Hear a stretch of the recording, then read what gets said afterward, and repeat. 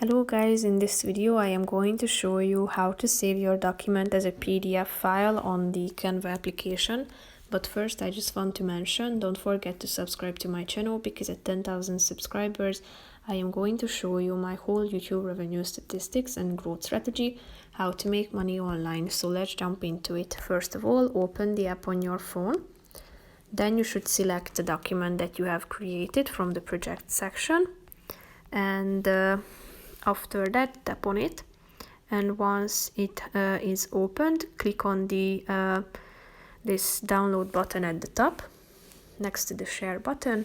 Then select the file type, which is set to PDF standard, and then you should also select the size. You have 4 options. Tap on it and click on download. As you can see, your design is being prepared, and here you can forward it via MacBook AirDrop, or to your MacBook via AirDrop. You can also forward it via messages. As you can see, it's inserted here as a PDF document, or other social networking sites such as Facebook, Instagram, or also Gmail or Messenger. So that's pretty much it for this video, guys. See you in the next one. Bye bye.